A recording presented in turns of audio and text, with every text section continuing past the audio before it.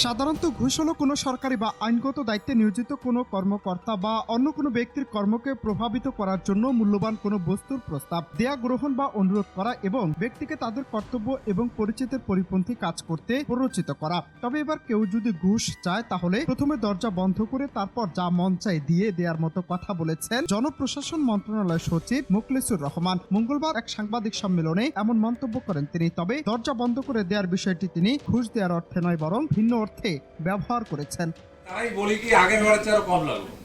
এখন এইরকম কথা যদি আমরা বলি এখান থেকে সরে আসবে। আপনারা শুনুন, আমি দুই এক জায়গায় বলছিলাম ঘুষ চাইলে দরজা বন্ধ করে দেন, তারপরে দরজা বন্ধ করে তার যা দেওয়ার দিয়ে দেন। আমি পাবলিক মিটিং এ সময় সাংবাদিক সম্মেলনে কোনো সরকারি কর্মকর্তাকে স্যার বলার বিষয়ে তিনি বলেন, কোনো সরকারি কর্মকর্তাকে স্যার বলার কোনো প্রয়োজন নেই। তিনি বলেন, যদিও স্যার বলার এই অহেতুক বিধান পূর্বে থাকলেও ৫ আগস্ট শেখ হাসিনা ক্ষমতাচ্যুত হওয়ার পর আর এসব নেই। যত বড় কর্মকর্তা হোক না কেন তাকে ভাই বলে সম্বোধন করাও অস্বাভাবিক কিছু নয়। বিগত সরকার জেন্ডার চেঞ্জ করে দিয়েছিল, পুরুষ মহিলা সবাইকে বাধ্যতামূলক স্যার ডাকতে হতো। আপনারা জানেন তো, আপনারা মিডিয়াতে আছেন না?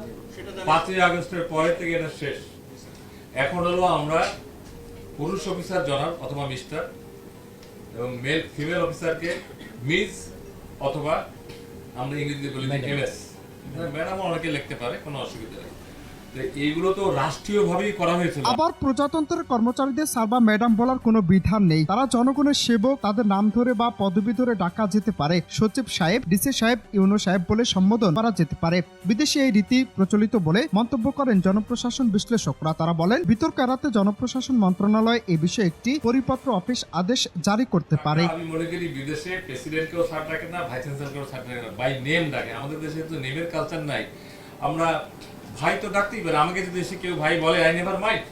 বোন এখন বেশি, মাঠে বোন অফিসার বেশি। ইউনো দেখেন, এসিল্যান্ড দেখেন, ডিসি দেখেন, মহিলা প্রচুর পাবেন এবং they are doing good, they are doing well. তো আমার মনে হয় স্যার ডাকাটার ইস্যুটা আপনারা নিজে থেকে প্র্যাকটিস করেন। আমরা উপদের থেকে সরাসরি চিঠিটা যখন যে কনফারেন্স থাকে আমরা কিন্তু বলি স্যার সহ আমরা যে ডিভিশন, ডিস্ট্রিক্ট, উপজেলা কয়েকটা করে আসলাম, এই মেসেজ কিন্তু দেওয়া হয়েছে।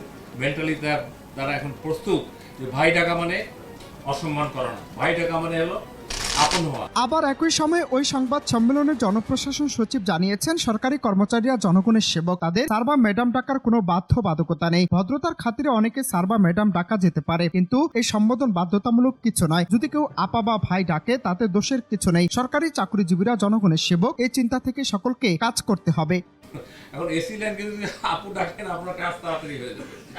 ইউনো সাহেবকে আপু ডাকেন, মহিলা হয়ে যাবে। ডিসি সাহেব বহু আছে, আপু তারা মাইন্ড করবে না। আমি এটা আই নো দিস সাইকোলজি। আর আরেকটা ব্যাপার বললেন যে এই যে বদনামের অফিসার কয়দিন আগে অনন্ত হাসান মাসুদ, বাংলা টিভি, ঢাকা।